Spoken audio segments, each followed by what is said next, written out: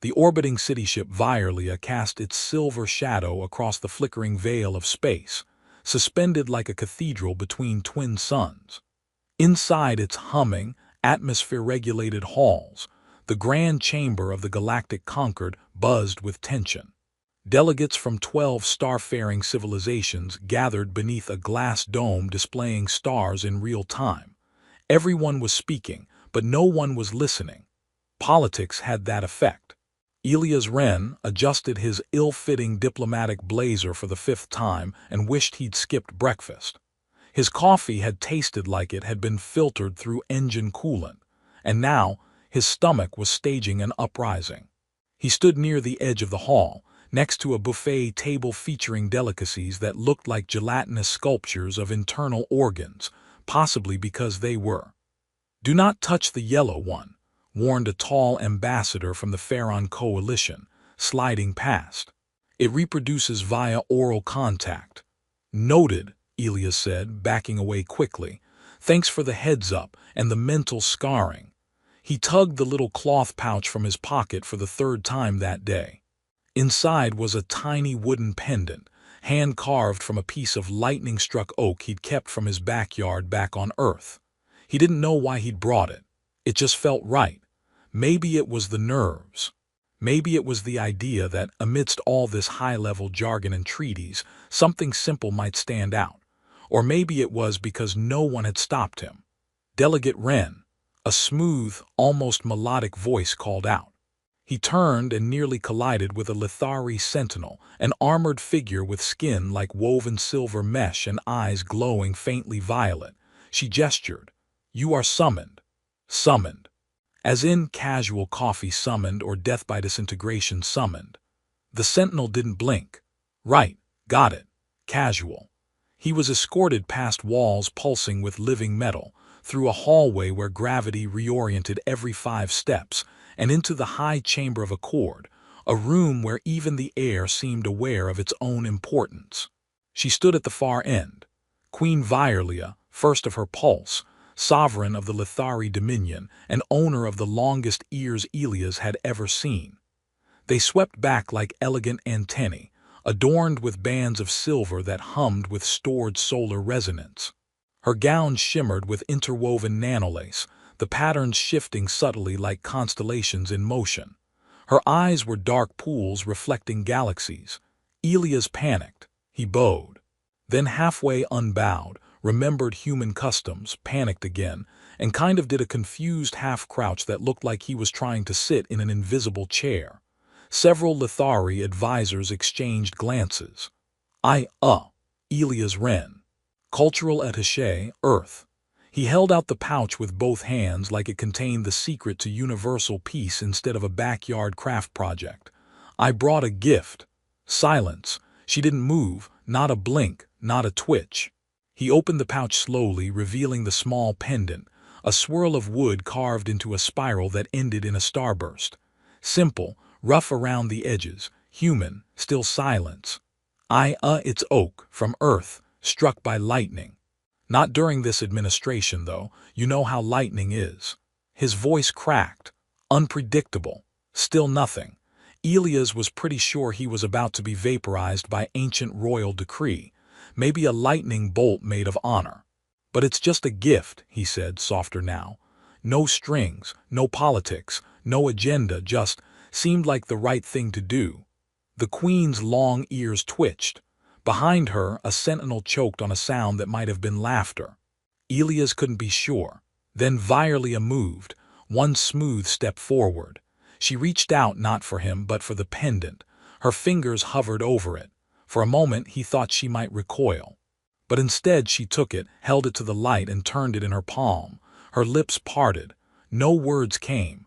She looked at him through him with a gaze that stripped away all pretense. "Did you carve this?"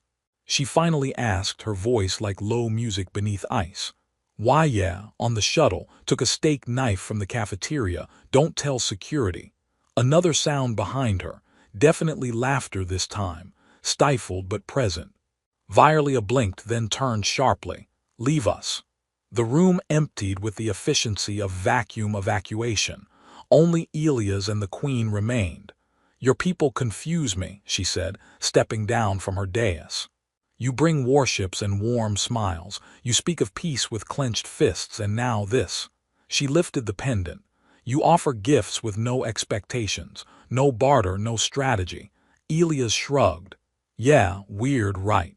She looked down at the pendant again. Her ears dipped slightly. It might have been the Lithari version of a sigh. No one has given me anything I did not command in centuries, she said. That's a long time to go without a birthday card. She tilted her head. A card for one's hatching cycle, something like that, usually involves cake and disappointment. For the first time, the corners of her mouth twitched upward, barely. I do not understand you, Elias Wren, she said. That makes two of us. She turned, slowly ascending back to her seat, the pendant still in hand. You may leave now. Right, okay, sure, pleasure not being disintegrated. Great ears, by the way. She did not respond. As he was escorted out, Elias could hear murmurs in the hall already circulating. News traveled fast in diplomatic circles. The Queen had accepted a gift, a human gift, with no transaction, no declaration, just a carved piece of earth wood. By the time he made it back to the observation deck, people were staring, some with suspicion, some with awe. One delegate from the Cyrex Accord asked if he just initiated a binding courtship. Elias just sighed, plopped into a seat, and stared out at the stars. Next time, he muttered, I'm bringing flowers.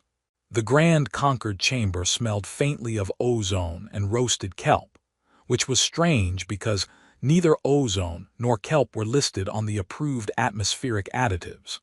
Elias Wren fidgeted in his seat as the council's speaker, an amphibious diplomat with a neck frill that expanded every time he emphasized a word, recited his third declaration about the delicate balance of shared gravitational territories.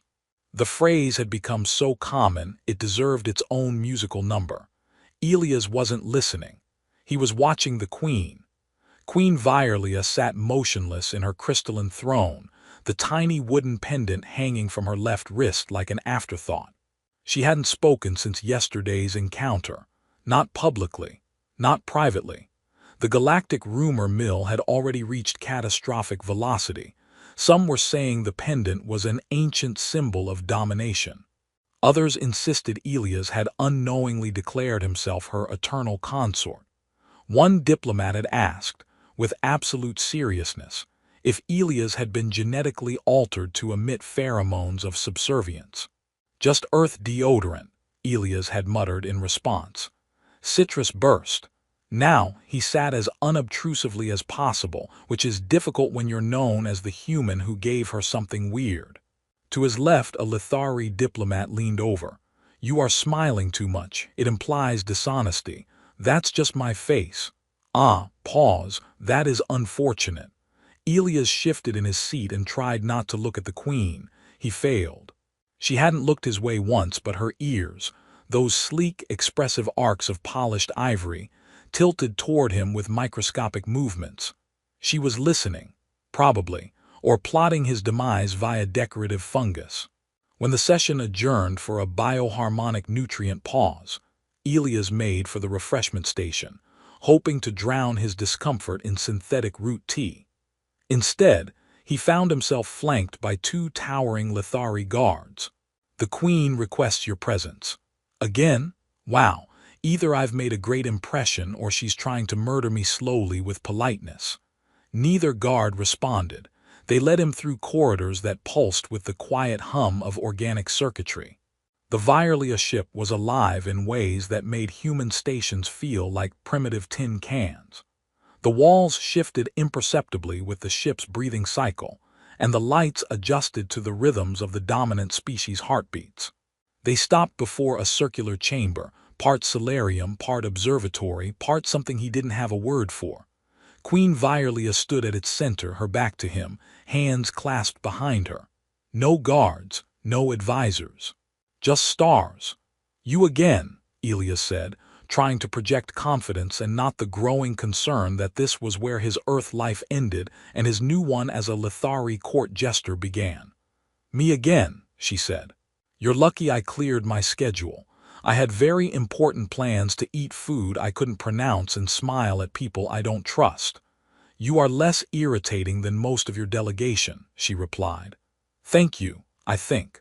She turned slowly, the pendant still looped around her wrist like a question left hanging. You gifted me something personal. I did. You expect nothing in return. I don't. You are either a fool or you are more dangerous than you appear. Elias grinned. Why not both? She stepped closer, enough for him to see the faint shimmer of bioluminescence beneath her skin. Her expression was unreadable, but the slight tilt of her ears betrayed curiosity. I have consulted your cultural archives, she said. Your people give gifts frequently, even to strangers. It's kind of our thing. Birthdays, weddings, housewarmings, apologies for apologies. Why? Because we like to show we care, or pretend to care. Sometimes it's just social pressure, but sometimes it's real. She held up the pendant. This is real. It is. It doesn't mean I want anything, just that I thought maybe someone should give you something for once. She regarded him in silence for a long beat, then turned and walked to the chamber's edge, where an anti-gravity panel activated beneath her feet. She floated slightly, suspended among stars. Do you know what it means when a Lithari accepts a personal item from another species? No, and honestly, if it's a marriage proposal, I'd like to request a prenup.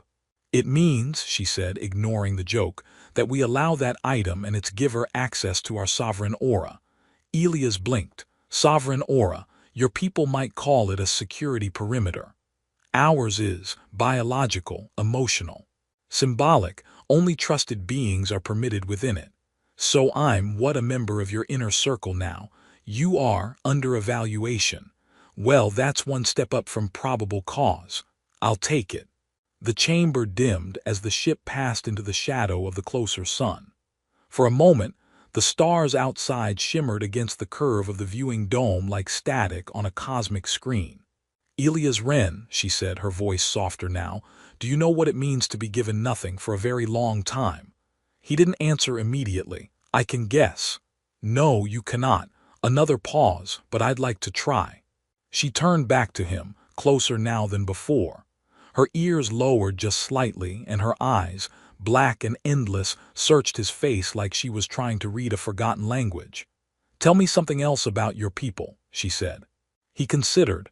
We argue a lot, invent ridiculous things, eat food that burns twice, but we also paint, dance, laugh when we're not supposed to. Laughter, she echoed. Is that what happened when you referred to my ears as great radar dishes? Hey, in my defense, that was a compliment. Earth engineers would kill for that kind of signal range. She actually smiled this time, barely, but it was real. Then I suppose, she said, stepping away, you may return tomorrow. Bring more earthly absurdities, jokes, yes, bad ones, especially, he saluted. Then your majesty is in for a terrible time. She nodded once, then turned her back again to the stars. As Elias was escorted out, one of the guards leaned over. She smiled, the guard whispered. She did, Elias said. That hasn't happened since the Treaty of Volara. What happened then? We accidentally dosed her with hallucinogenic pollen. She thought the council was made of jellyfish. Elias grinned. I'll try not to compete with that memory. Back in his quarters, Elias flopped onto his bunk, stared at the ceiling, and let out a long breath. He wasn't sure what he'd just started, but it was definitely more interesting than lunch. Elias Wren opened the door to his quarters and was immediately assaulted by the smell of something burning. The lights flickered in apology as a small hovering drone zigzagged past his head, trailing smoke, and the unmistakable sound of synthesized classical music played off-key. Your dinner attempted self-awareness, his room's AI offered calmly. I told you to stop using experimental recipes. You said surprise me. I meant surprise me with something edible, not an existential casserole. The AI paused, noted, reclassifying surprise settings below weaponized culinary thresholds. Elias waved away the smoke and collapsed into the padded wall seat, rubbing his eyes. 3 days, 3 meetings, 3 very private, very strange conversations with the queen of a star-spanning alien race. He'd now officially shared more jokes with Virlia than with anyone on Earth in the last year. That said less about diplomacy and more about his social life. The Lithari guards showed up, right on cue. "You are requested. Please tell me this isn't the part where I mysteriously vanish and am replaced by a lookalike with no memory of pop culture." They did not respond. Elias followed them through the corridor maze of living metal and soft, rhythmic pulses. The Virlia ship had moods, he was sure of it. When the hallways glowed warm violet and the floor stopped trying to trip him, he assumed the ship liked him. When the walls excreted mucus and the doors sighed judgmentally, he assumed otherwise. The chamber was different this time. Circular still, star-facing always. But this one was filled with objects, not Lithari objects, Earth things. A gramophone floated gently above a gravity field. A set of wind-up toy frogs marched endlessly across a table. A framed comic strip, Calvin and Hobbes, he noticed, rotated in slow spin. "Wow," Elias said. "This looks like the inside of a thrift store with space privilege." Virlia turned from a console, her ears flicking in amusement. "Your planet's archive net provided extensive data on emotional artifacts. You've been watching reruns, haven't you? I have studied sitcoms. The laughter format is predictable. You're watching Friends, aren't you?" She looked mildly guilty. "The pale one is always eating. Joey. He's our ambassador to meatball sandwiches. I find him endearing. Well, that makes 2 of us." She gestured to a translucent pod rising from the floor. Inside was a copy of an Earth snow globe, New York City encased in perpetual sparkle. Elias tilted his head. "You made Earth kitchen space." "It is calming," he chuckled. "You made a stress relief museum. I made a simulation of your sentimentality to understand it." Elias stepped forward, examining a row of bobbleheads. "If understanding sentimentality involves a miniature Elvis shaking his head for eternity, then yeah, you're nailing it." The Queen walked beside him, her presence as unthreatening as a sunbeam today. "You still do not ask for anything. I'm still trying to survive the food AI, honestly. You joke, constantly. That's what we do when we're overwhelmed. Or nervous, or trying to flirt." She paused. "Are you attempting to flirt?" "Not unless you want me to. I'm operating strictly on diplomatic whimsy." Her eyes narrowed. "I cannot tell when you are being serious. That's the secret." "Neither can I." Silence fell for a few moments as the stars shifted beyond the dome.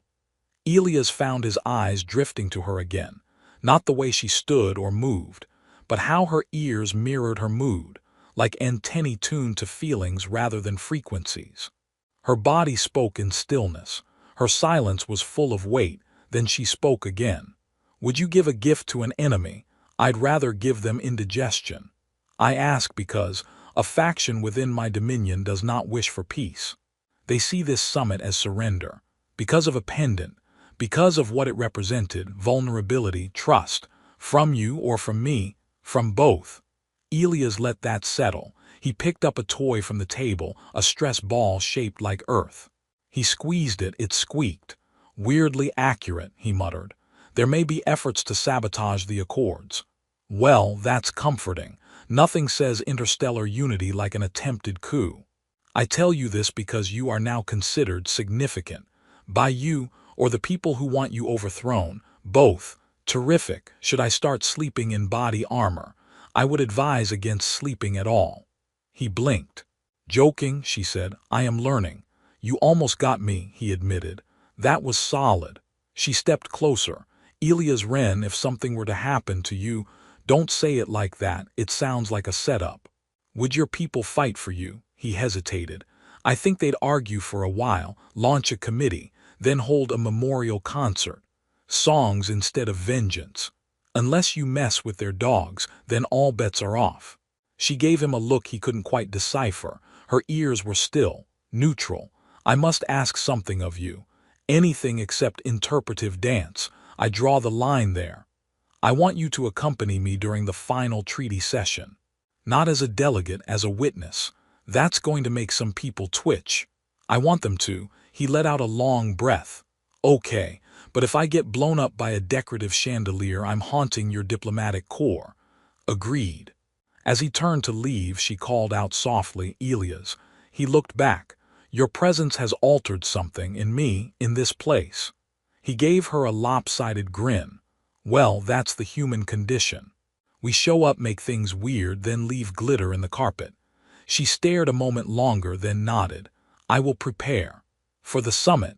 For glitter. As he walked back to his quarters, past humming walls, through softly lit corridors, he realized something strange.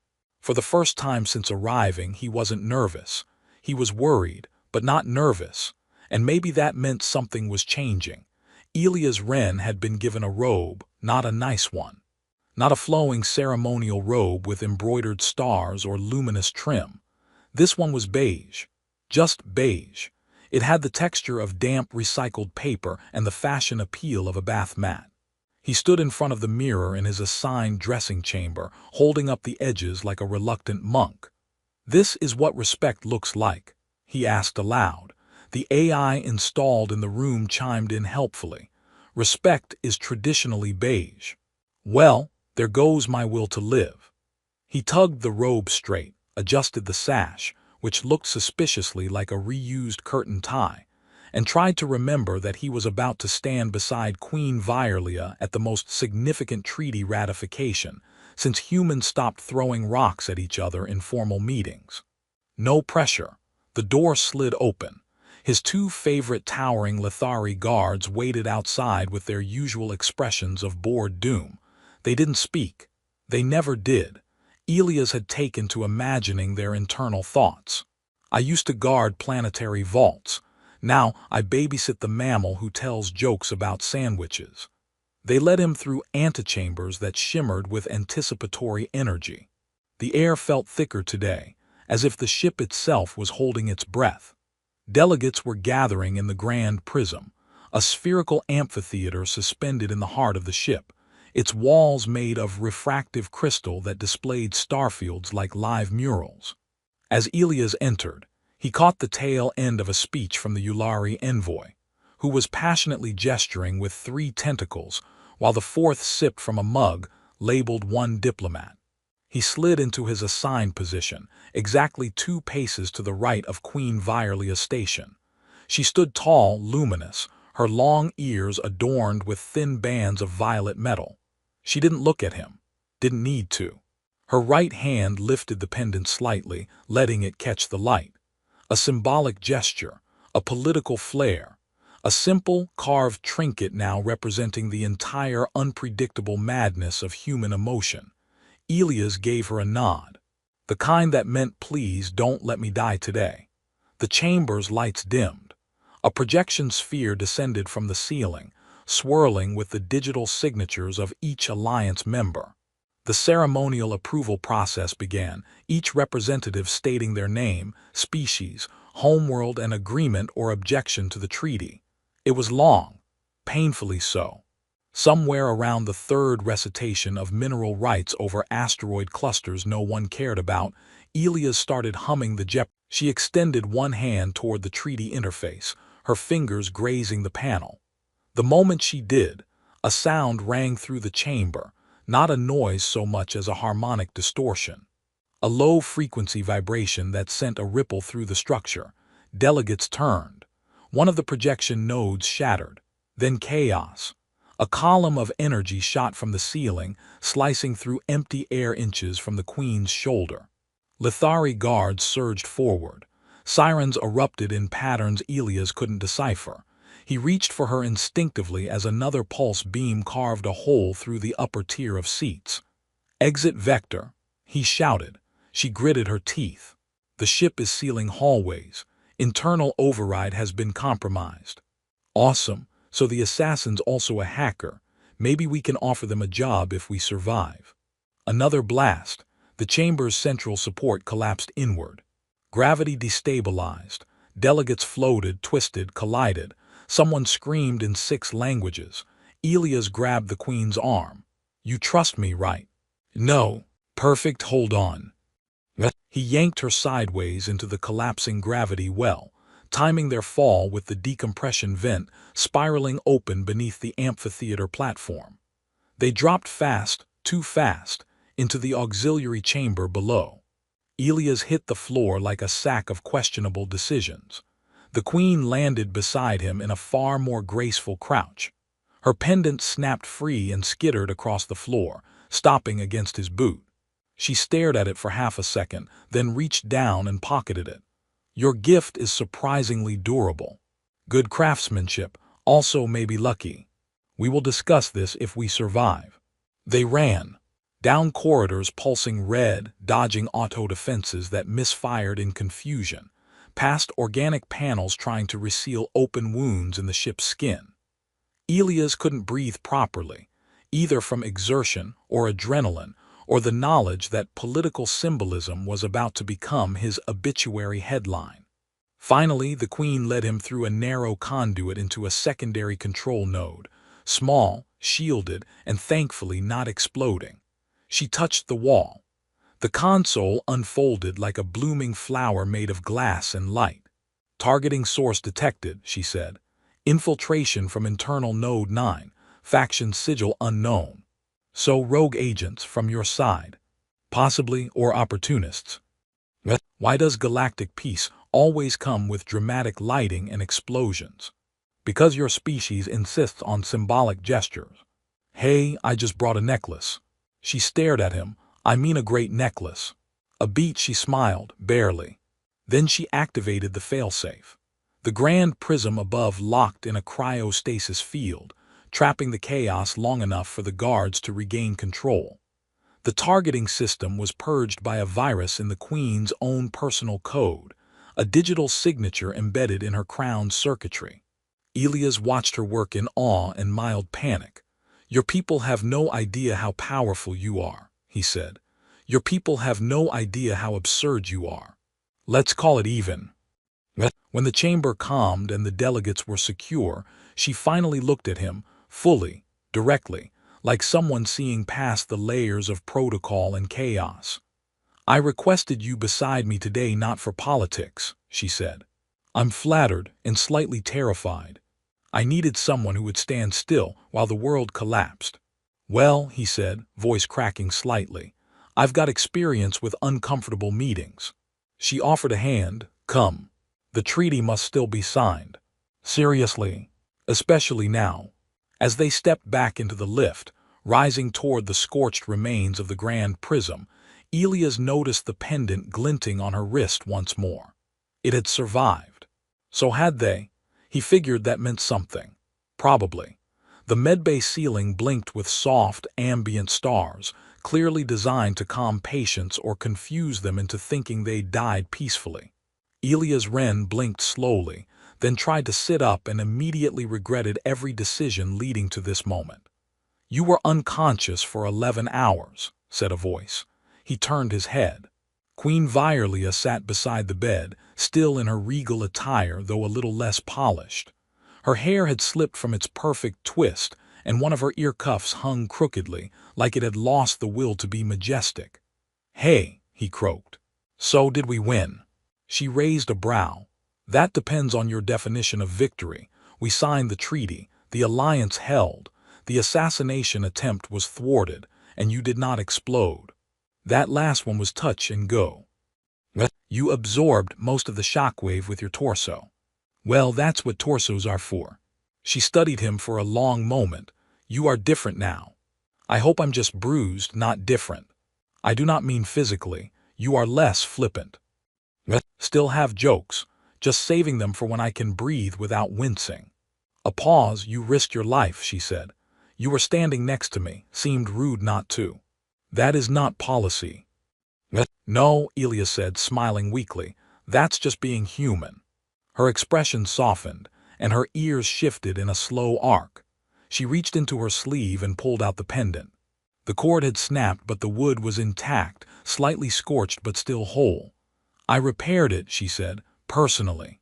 You, the supreme ruler of the Lithari Dominion, fixing arts and crafts. It was meditative.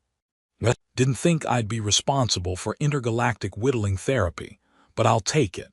She looped the new cord around her wrist. This is now recognized as a diplomatic emblem. Your people requested a copy. Of course they did. Is there a commemorative stamp too? There will be. He groaned. I'm going to become a trivia question on alien game shows. You are already the subject of 3 holodramas and 1 surprisingly accurate puppet opera. I don't even want to know. A soft chime interrupted them. A floating monitor projected incoming messages, hundreds from across the Concord. Gratitude, questions, threats, proposals, some in binary. One entirely in interpretive dance notation. You're popular, Elias said. They really liked your resisting a coup routine. I had assistants. Minor assistants. Essential. He looked at her, really looked this time. Beyond the regal posture and the radiant skin. She was tired, not defeated but worn. A queen who had spent her whole life untouched by kindness, until a panicked human in an ill-fitting suit handed her a piece of wood and said nothing mattered. You don't have to go back to how things were, he said. She tilted her head.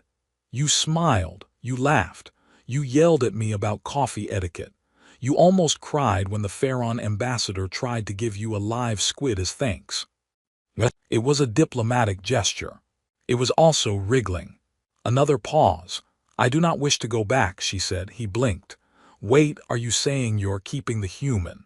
I am saying, she said carefully, that I have grown accustomed to a certain level of chaos. Is this your version of affection? Because I feel weirdly flattered. She stood. You will recover. When you do, you will be assigned as cultural envoy to the Lithari Dominion. He froze. You're not joking. I have studied Earth diplomacy. You are irregular, but effective. You're promoting me. No, I am relocating you for further observation. Should I be worried? Only if you continue attempting to prepare scrambled eggs in our nutrient processors. I was trying to share breakfast. You created sentient cholesterol. They stared at each other, then both laughed. Later, Elias stood on the promenade of the Virlia ship, staring out at the twin stars slowly spinning in tandem. He'd changed uniforms. No more beige. This one was navy, with a sleek insignia of Earth and Lithari entwined in a stylized spiral. On his lapel, a miniature version of the pendant, now enshrined in a small crystal case. He held a cup of coffee in one hand, actual Earth coffee, imported at great expense. It was terrible, but it was his, footsteps behind him. You missed the ambassadorial toast, Virlia said. Didn't want to interrupt. Plus the Ulari toast with fermented algae. I'm still recovering from last time. She joined him at the rail. I received a request from your planetary council. They want to rename the treaty. Oh no. They are calling it the Wren Accords.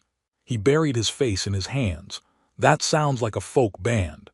They insist your gesture exemplified the essence of peaceful intention. Next thing you know, they'll name a satellite after me. They already did. It's shaped like your head. He groaned. I approve the design, she added. They stood in silence. So, Elias said at last, what happens now? Now, she said, you continue confusing everyone. And I will continue not disintegrating you. High praise. They watched the stars. You changed me, she said. You let me. She looked at him. He smiled. And somewhere between diplomacy and disaster, carved wood and cosmic chaos, a new story began. One not about alliances or war, but about something vastly more unpredictable.